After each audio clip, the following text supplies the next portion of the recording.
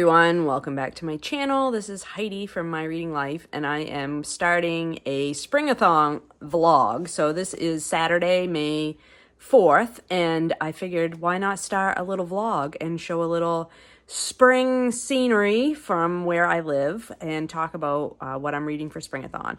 So the first book I'm going to start with is Landlines by Raynor Winn, and I'm choosing to start with this one because I picked it for the spring prompt for Springathon, and I bought it in the spring. I bought it last May when I was in Switzerland, in Interlaken, in a little bookstore there. They had a very small English language, basically cart, and this was on it, and I had read her first memoir about walking, hiking, called The Salt Path. And yeah, it wasn't an entirely successful read for me, but I liked it well enough that I wanted to try another one of hers. And I think this is her third one. So she sort of combines discussion of the English landscape and walking or hiking, and mental health and physical health and relationship with her husband. So that was what the first book was about. And they walked the Southwest Coastal Path, I think, through Cornwall in England. And this time I think they're going up into Scotland to hike. Now, I started this book on the plane home from Switzerland last May and only read about the first 30 pages, and I don't remember it. So I'm going to start over at the beginning and read from the beginning again just to refamiliarize myself with the story, and I will check in with you when I have made some progress. I've finished part one of Landlines, and so this is the story of this couple that are going to hike the, what's it called? Cape Wrath Trail. It's 200 plus miles in the wilderness of Scotland. The man in the couple, Moth, has a degenerative disease. They're not quite sure what it is, but it's like in the Parkinson type family. It's not Parkinson's, but it's in that family. It's called, the acronym for it is CBD. I can't remember the name of it, but it's a degenerative disease that affects your brain and affects your movement and basically starts shutting things down and making you so you can't move properly and think properly until finally, you can't survive it. It's terminal. So he has started to, they've done many of these sort of long distance walks / hikes in the past, and every time that he does those types of activities, it makes his health improve. And when they're at home and he's got a more sedentary lifestyle, his health declines. So it's COVID times. They've been forced to be at home for a while, and his health has declined. So they've, some COVID restrictions have just lifted, and they're determined that they're going to do this hike when neither one of them are fully prepared for it. And so we've just gotten to the stage where they've been dropped off and they are about to start hiking. And there's this sense of foreboding, like we know this is not going to go well. Like there's going to be major problems here. But there's been beautiful descriptions of springtime in England. There have been really interesting conversations about the impacts of industrial agriculture on the landscape of England and what we're losing in terms of pollinators and habitat and species biodiversity and things like that. So I am very much enjoying this read so far. And first part, first 40 pages or so have already been completed. So I will continue on.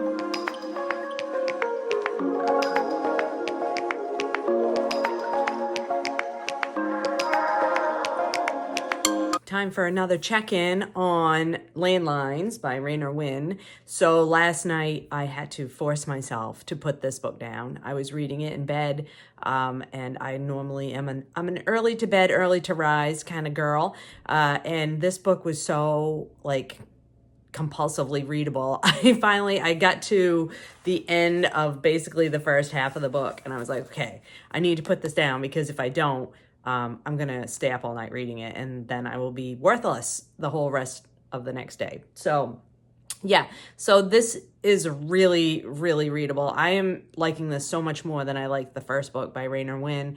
I think the tone of the first book kind of grated on my nerves from time to time.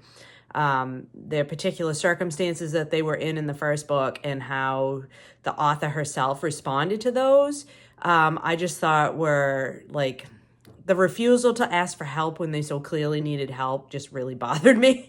And this book is not like that. This is very much about their relationship as a couple, Moth and the author, and about his health issues and whether or not, she's pushing him too much to do things that are beyond his capability at this point.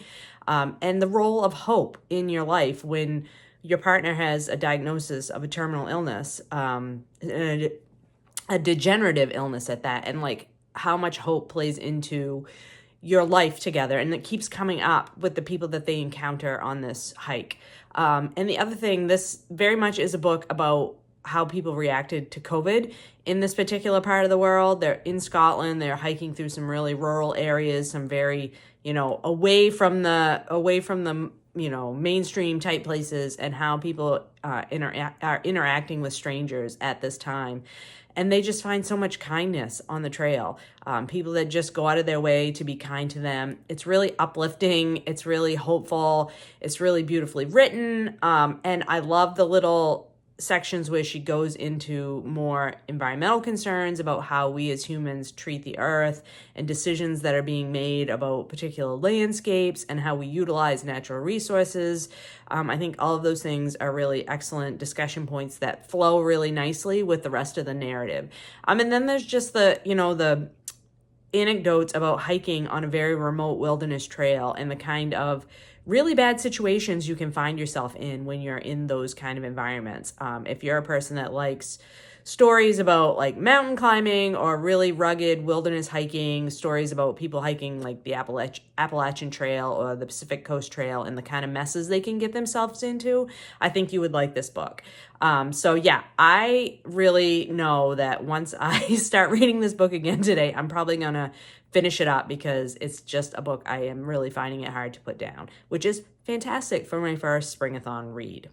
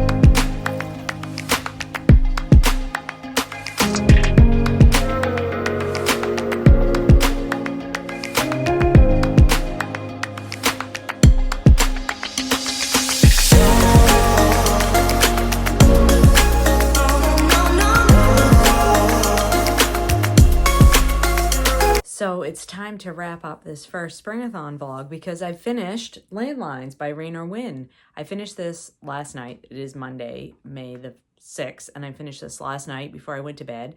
And so I read the whole thing in 2 days, which is a great recommendation in itself, right? When you pick up a book and you don't want to put it down, then that is telling something about how this book impacted you. And I think that this one is really strong in its both in its nature and environmental writing, and also in its exploration of how different individuals handle adversity. When you're given information about your life that is going to impact your health and your family and all that, how do you react to that, and what's your expectation of how you're going to basically live the rest of your life?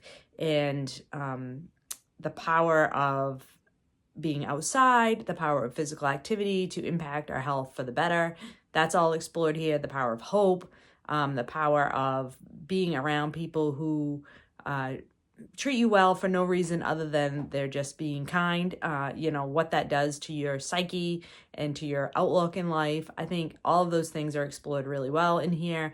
The descriptions of Scotland, they start out in Scotland and they actually walk from Scotland all the way to Cornwall. And so you get bits of all different types of landscapes from the whole, UK peninsula, basically, or the UK island, I shouldn't say peninsula. And so you get, the Scottish wild highlands all the way to the lowlands, and then through Wales and through into England and Cornwall along the coastal path. So really exploring different landscapes and how those things are all connected. How we there's a through line running here about access to landscapes for people who are just walking through, and how that is handled in different parts of the UK. That's really interesting from an American perspective as well, whether it's trespassing or whether you have the right to cross those lands as part of your culture and your heritage. I think that's all very, very interesting. It's very well written. The nature descriptions are lovely, very evocative. And the hardships that these two people experience as they're walking across these landscapes is really, it brings you into the scene for sure. So absolutely love this one. It was a great way to start off my Springathon. Had such a fun time reading this and relaxing over the weekend.